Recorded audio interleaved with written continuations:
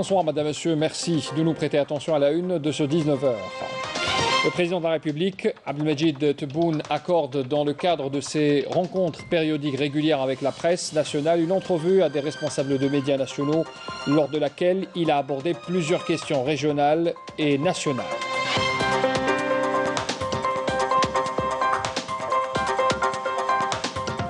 Le président de la République formule des orientations concernant plusieurs secteurs lors du dernier Conseil des ministres tenu hier. Une attention particulière a été portée sur le secteur du commerce et de l'industrie pharmaceutique. Nous ferons le point dans ce journal. Le confinement partiel de 22h à 5h du matin reconduit dans 19 wilayas du pays à partir de demain 2 mars. Selon un communiqué du Premier ministère, le gouvernement appelle à la prudence quant à l'apparition du nouveau variant de la Covid-19 en Algérie.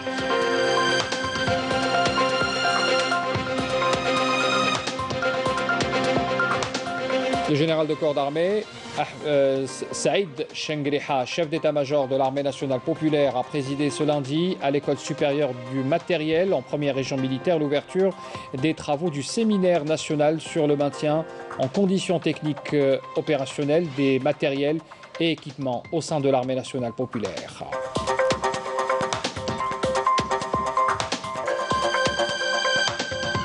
On parle également ce soir de la protection civile algérienne qui célèbre aujourd'hui sa journée mondiale à l'instar des autres pays dans le monde. Chez nous, cette journée du 1er mars est marquée par l'organisation de plusieurs manifestations à travers tout le territoire national. On en parle également tout à l'heure.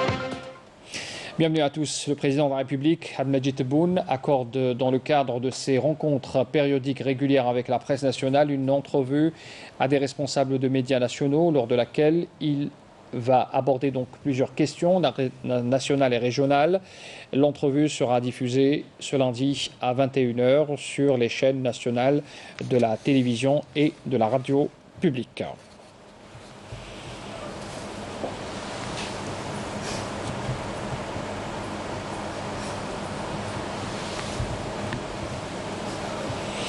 Le président de la République, Abdelmajid Tebboune, ordonne la création d'un outil de contrôle de la mise en œuvre des décisions du gouvernement, la récupération de toutes les assiettes foncières inexploitées et le maintien des mesures préventives, en particulier la fermeture des frontières et de l'espace aérien.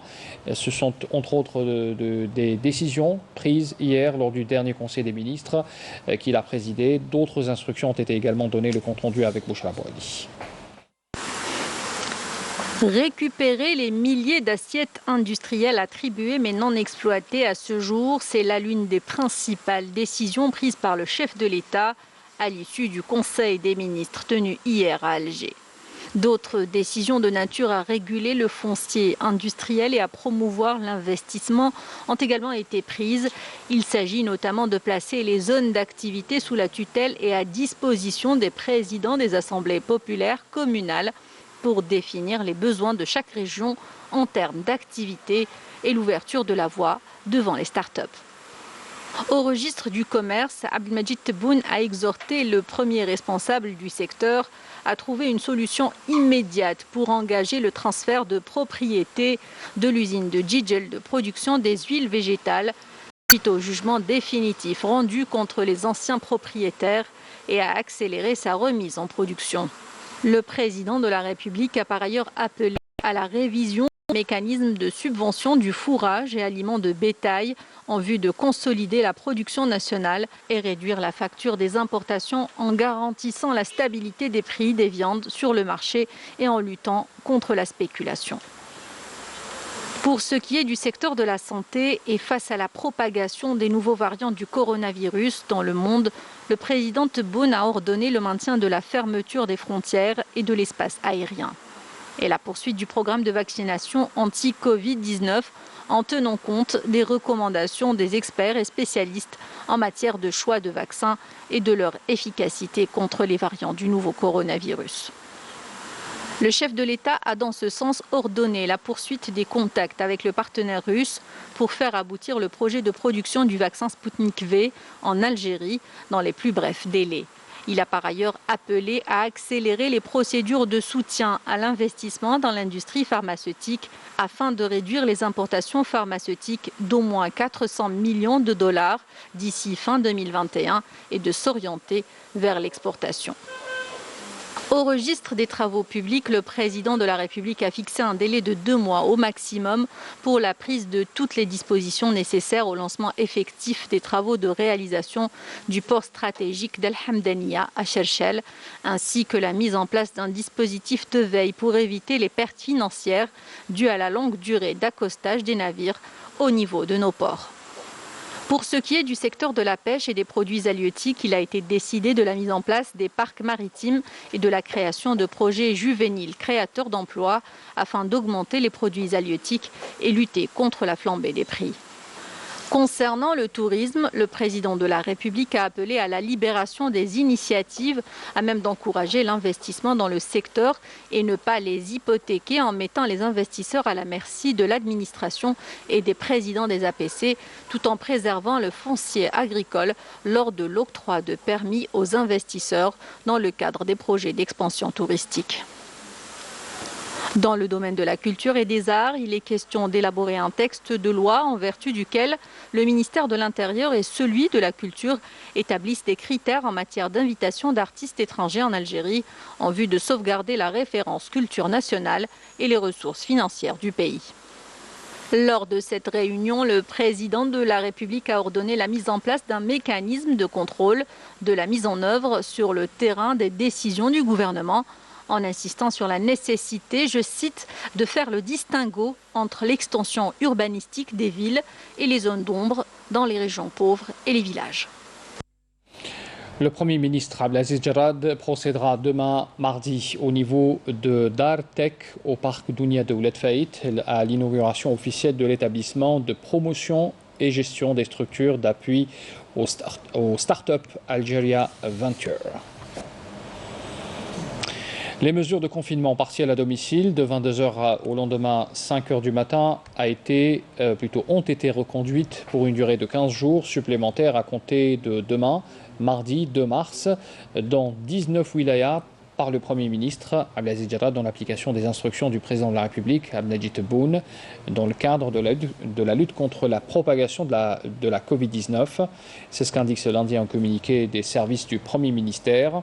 Ces mesures concernent les 19 wilayas suivantes: Batna, Biskra, Blida, Bouerat, Bessa, Tlemcen, Tizi Ouzou, Alger, Djidjel, Sidi Bel Abbès, Constantine, Mostaganem, Sila, Oran, Boumerdes, Tarf, Tissemsilt, Ain Timouchent et Relizen, précise encore le communiqué. Le gouvernement réitère ses appels de prudence en direction des citoyens, notamment devant le risque actuel de circulation de nouveaux variants du Covid-19 à travers le monde, et en appelle à la responsabilité individuelle et collective pour tous, pour poursuivre avec autant de détermination la mobilisation et la discipline qui ont permis jusque-là d'aboutir à la stabilisation de la situation épidémiologique dans notre pays, précise encore le communiqué du Premier ministère.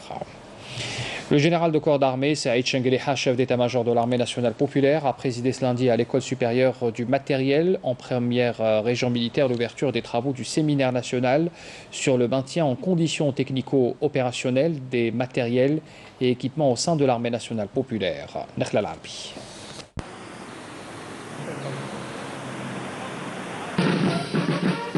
De prime abord et après la cérémonie d'accueil, le général de corps d'armée a suivi en compagnie du général-major Ali Siden, commandant de la première région militaire, et du général-major Smaïl Siddiqui, directeur central du matériel, un exposé sur le bilan des activités exécutées au titre de la première phase du programme de préparation des forces pour l'année 2020-2021, ainsi que les perspectives de développement de l'arme matérielle dans les différents domaines.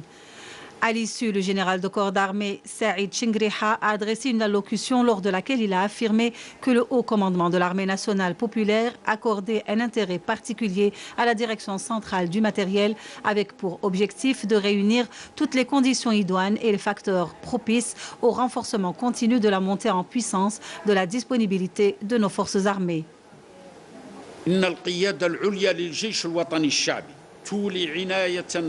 Le haut commandement de l'armée nationale populaire accorde un intérêt particulier à la direction centrale du matériel, avec pour objectif de réunir toutes les conditions idoines et les facteurs propices au renforcement continu de la montée en puissance de la disponibilité de nos forces armées et le maintien de leur état prêt pour faire face à toute éventualité. Et ce, grâce aux efforts des cadres et personnels compétents, ambitieux, pleins d'espoir, qui croient en les capacités de leur pays, voire son droit légitime de disposer des facteurs puissance ainsi que des moyens de préserver son indépendance et sauvegarder sa souveraineté nationale. Pleinement convaincu de l'importance de cette arme sensible, j'ai veillé depuis que j'ai été investi de la confiance de Monsieur le Président de la République, chef suprême des forces armées, ministre de la Défense nationale, au suivi et au soutien de tous ces établissements et structures.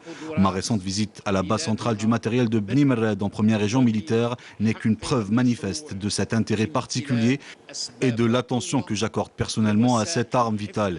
J'ai pu ainsi constater de visu les avancées qualitatives réalisées avec une grande détermination dans le domaine du transfert technologique à des fins militaires, tout en veillant à les maîtriser de manière à garantir la rénovation et la modernisation du matériel militaire, à promouvoir le soutien technique et logistique au niveau escompté, ainsi que la formation scientifique et technique pluridisciplinaire au profit des cadres et personnels. Le général de corps d'armée a d'autre part affirmé que l'arme du matériel doit s'enorgueillir de toutes ses réalisations considérables dont le mérite revient certainement aux hommes qui travaillent avec patriotisme, sincérité, abnégation et en silence.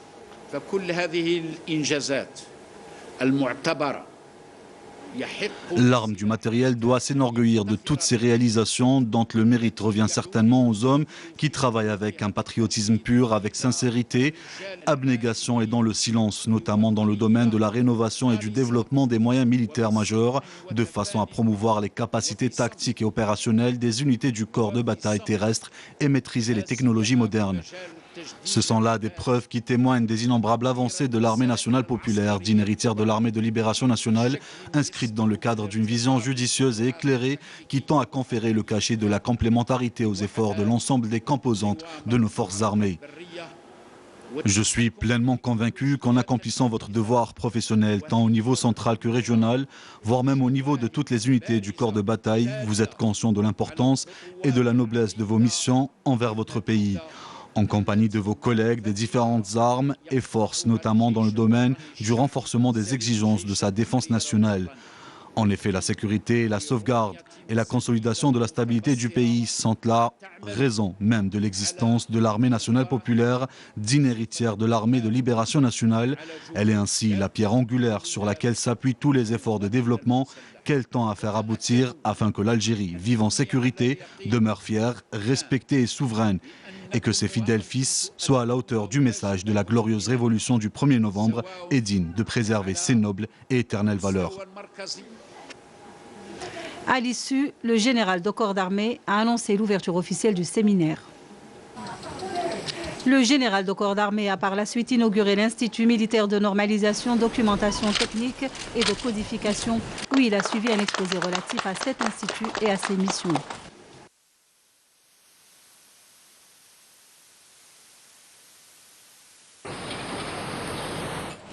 On parle également ce soir du ministre de l'Intérieur, des collectivités locales et de l'aménagement du territoire, Kamel Beljoud, qui s'est déplacé dans le sud du pays, notamment à Djanet, pour installer le nouveau wali de cette circonscription donc, qui a été promu récemment en wilaya. Kamel Beljoud, donc, qui s'est installé pour cette cérémonie, qui s'est déplacé pour cette cérémonie d'installation, en présence bien sûr des notables et des autorités civiles et militaires dans cette région du sud.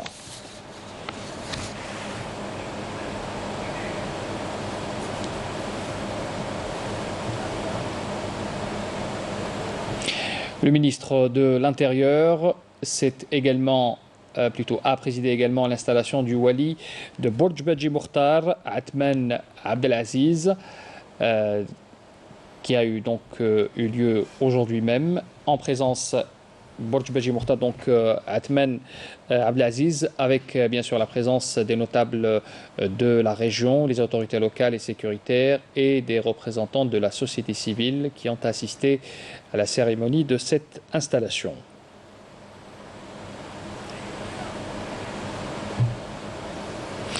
On parle également ce soir de cette installation également du Wali Dingezem, installé également par le ministre de l'Intérieur Kamel Beljoud.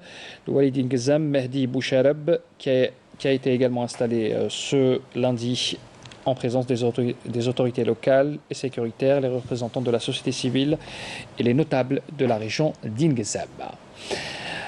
L'invité du Forum de la radio nationale aujourd'hui était le conseiller auprès du président de la République chargé du mouvement associatif et de la communauté nationale à l'étranger, Nazir Baramdan. Ce dernier a mis en exergue le rôle de la société civile dans la consécration effective de la démocratie participative en matière de gestion des affaires publiques. On l'écoute. La loi sur les associations doit s'adapter à la réalité et aux ambitions des jeunes, mais aussi à cette autonomie financière revendiquée par les associations. Il faut savoir que plusieurs associations refusent de demander un siège ou des fonds. Elles réclament plutôt la promulgation d'une loi qui encourage l'investissement, car ces associations veulent mettre leurs idées et les compétences au profit de l'intérêt général du pays. Il y a d'autres lois qui doivent également s'adapter à la gouvernance participative, la concertation avec les autorités locales et les assemblées communales autour des activités de la société civile, notamment les comités de quartier qui jouent un rôle important dans le développement local.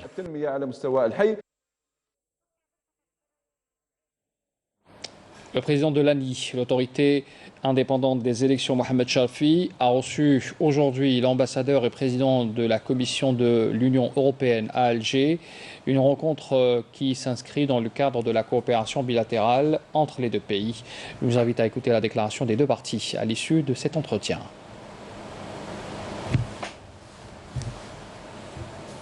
Un entretien qui était très riche et instructif pour moi sur les divers aspects de l'organisation des scrutins en Algérie. Ce pays est maintenant devant un rendez-vous électoral très important. Nous sommes, l'Union européenne, je veux dire, est un partenaire de longue date de l'Algérie, en particulier sur justement les questions électorales à quelques reprises. Et nous sommes donc très naturellement très intéressés et nous souhaitons tout le meilleur à l'ANI dans sa noble mission. Nous avons aussi à aborder la question de la sécurité de l'information électorale, des résultats du scrutin. Et Son Excellence a eu l'occasion de visiter le data center qui est en quelque sorte l'appui électronique aux efforts de l'ANI. Et nous avons envisagé le principe d'une coopération future entre l'Union européenne et l'ANI pour la formation et l'échange d'expériences en matière d'organisation du scrutin démocratique. Nous allons en France à présent parler de l'association Génération Entraide qui offre des aides alimentaires aux personnes fragiles financièrement par l'avènement de la Covid. Partenaire de plusieurs institutions dans sa ville, elle a lancé un appel en direction du consulat à Pontoise via Facebook pour mener des opérations à destination des étudiants algériens qui se trouvent en France. Afeb Belouchette. Saïdi s'apprête à rejoindre ses camarades bénévoles de l'association Génération Entraide à Argenteuil, où ils doivent récupérer les colis d'aide alimentaire pour les acheminer vers le consulat d'Algérie à Pontoise. Ici, ce sont les étudiants qui vont en bénéficier, de même qu'ils obtiendront une aide financière débloquée par le consulat avec le concours d'autres associations. On va essayer avec nos réseaux de vous trouver du travail, parce que je sais que beaucoup parmi vous ils sont en galère. Et nous on va essayer de vous trouver du travail. C'est ce que vous avez besoin. Non, comme ça, votre pays fait quelque chose pour vous. Vous n'êtes pas abandonné, vous n'êtes pas seul. Casser l'isolement autour de ces étudiants inscrits aux universités de Rouen et Cergy-Pontoise, c'est le but affiché par la consul, à commencer par l'isolement psychologique en organisant un déjeuner collectif au menu bien de chez nous. Ça fait chaud au cœur quand même d'intimider les étudiants algériens qui sont en France et donc ça fait plaisir. Je dirais qu'on se sent un peu chez nous. Voilà. Au-delà, plus que leurs camarades français, les impacts de la crise sanitaire sont aux dimensions multiples, particulièrement pour les étudiants en première année.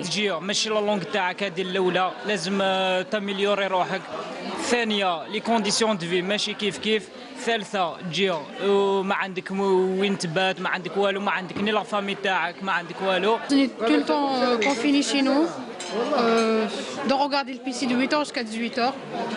Tout est fermé pour travailler ou pour sortir, même pour voir des gens, on n'a pas trop le droit, du coup c'est pas vraiment facile.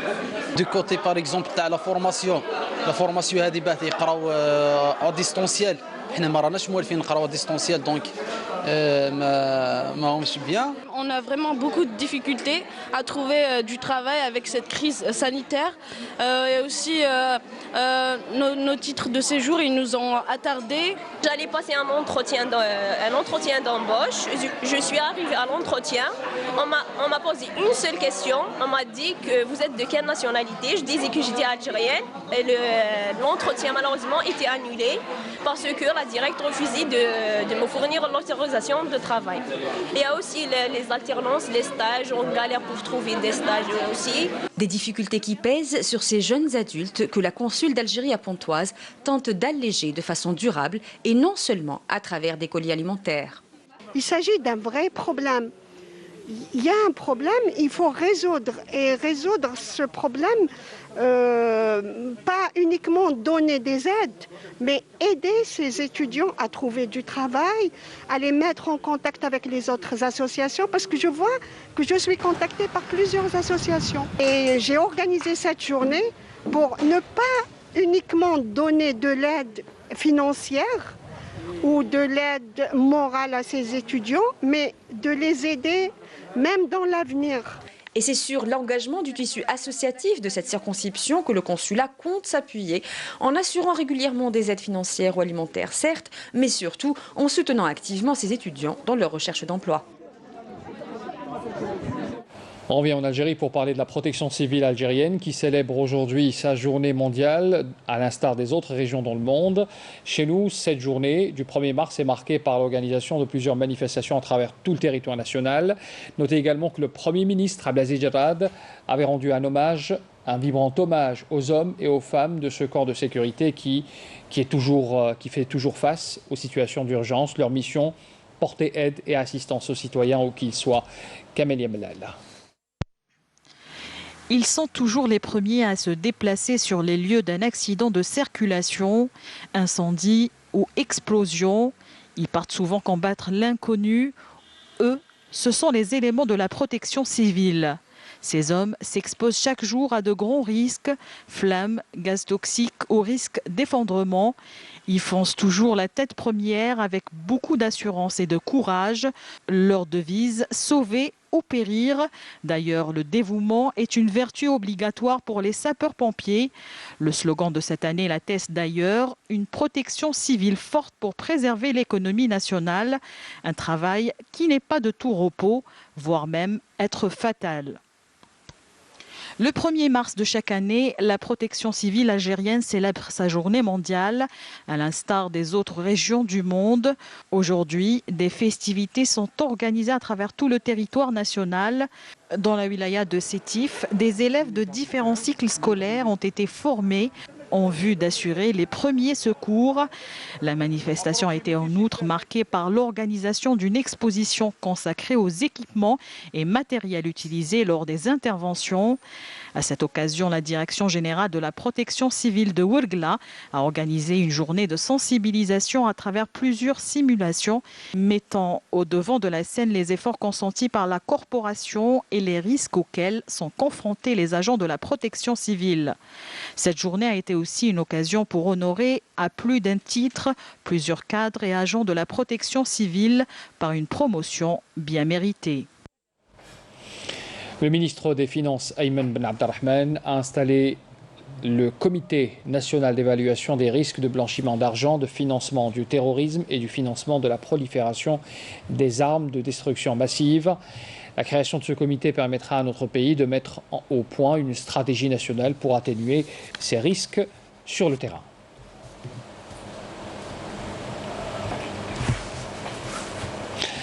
Direction Mila, à l'est du pays. Nous vous emmenons ce soir à découvrir la première usine de production de panneaux photovoltaïques du pays. C'est une usine qui a permis la création de beaucoup d'emplois au profit de jeunes de cette région. Reportage Melk Darahmoun, le récit de Walid Yousfi. Pas moins de 3000 panneaux photovoltaïques sont produits chaque mois dans cette usine de Chilrom El Aid. Il s'agit de la première unité du genre dans le pays, une entreprise qui a permis la création de plusieurs dizaines d'emplois pour les jeunes de la région. Comme vous pouvez le voir, la majorité de nos employés sont jeunes.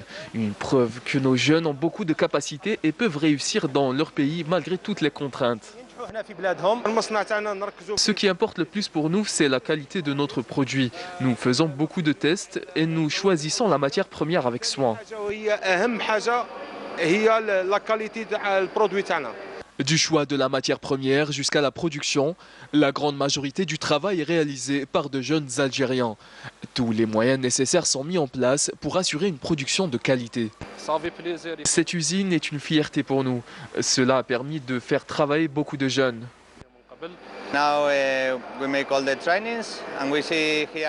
À notre arrivée ici, nous avons remarqué un grand engouement de la part des jeunes dans ce domaine. Ils font la fierté de l'Algérie, notamment en ce qui concerne les énergies renouvelables. Entrée en activité fin 2019, cette usine de production de panneaux solaires répond aux besoins du marché local.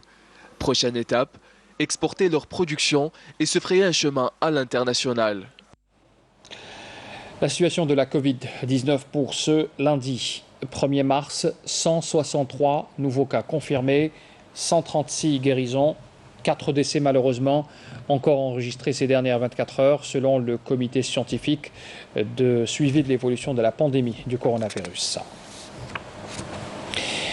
L'actualité à l'étranger, d'abord concernant le Sahara occidental, le groupe de soutien de Genève pour le Sahara occidental a appelé le Conseil des droits de l'homme des Nations Unies à envoyer une mission d'observation dans les territoires sahraouis occupés afin d'enquêter sur la situation sur place, attirant l'attention sur les atteintes aux droits de l'homme commises par les autorités d'occupation marocaines. On fait un bref point sur l'actualité à l'étranger avec Naïma Chakchak. Au Nigeria, les parents des centaines d'écolières enlevées au lycée de Djinguébé attendent avec angoisse et impatience leur libération en se rendant régulièrement sur le lieu de leur enlèvement par les terroristes. Le rapt qui s'est déroulé alors que les écolières dormaient était d'autant plus étonnant qu'il a eu lieu dans une école publique considérée comme la plus sûre de l'État de Zamfara. Au Maroc, une quinzaine d'associations, de groupes politiques et syndicaux ont décidé de faire front commun contre la normalisation des relations entre le royaume et l'entité sioniste. Annonce un communiqué du secrétariat du Nouveau Front. L'ancien président français Nicolas Sarkozy, 66 ans, a été condamné aujourd'hui à 3 ans de prison, dont un ferme pour corruption et trafic d'influence. Un jugement sans précédent en France, dont il va faire appel. Le sport, pour vous faire découvrir ce soir un champion, un véritable champion. Il s'agit de Sidi Ali Boudina. Il est 3e mondial au championnat du monde d'aviron ergomètre. Il est également plusieurs fois champion d'Afrique et c'est avec un nouveau record que ce rameur se prépare pour les Jeux Olympiques de Tokyo. Salah Delbal pour son portrait.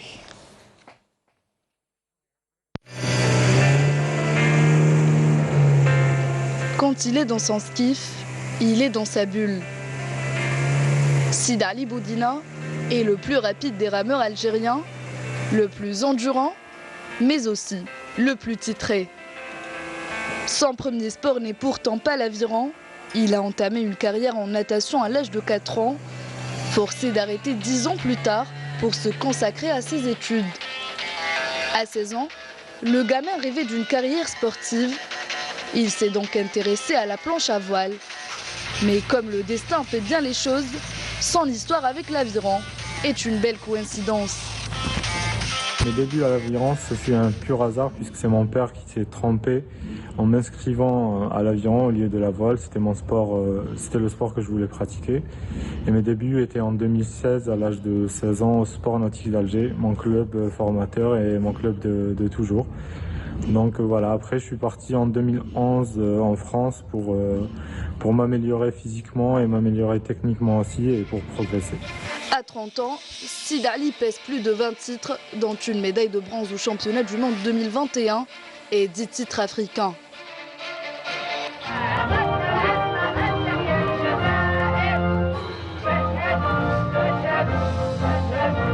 Je suis 10 fois champion d'Afrique, plusieurs fois champion arabe, quart finaliste aux Jeux Olympiques de Rio 2016. Je suis médaillé de bronze dernièrement en 2021 au championnat du monde indoor, sixième mondial, 2 médailles de bronze à la régate internationale d'Italie et champion d'Algérie de 2008 jusqu'à notre jour. Voilà. Le podium olympique constitue son plus grand rêve. Il participe pour la première fois dans des JO en 2016 et termine quart de finaliste. Un résultat jamais réalisé auparavant. Sid Ali se prépare pour le prochain rendez-vous mondial et espère lever haut le drapeau algérien en compagnie de son coéquipier Kamel Aïd Daoud. Présenter l'Algérie pour moi ça a toujours été un honneur, c'est quelque chose de fort qui est ancré en moi, c'est mes parents qui me l'ont transmis déjà. On est tous fiers d'être algériens et fiers de hisser le drapeau algérien le plus haut possible et j'espère le faire le plus longtemps possible et pourquoi pas aux Jeux Olympiques.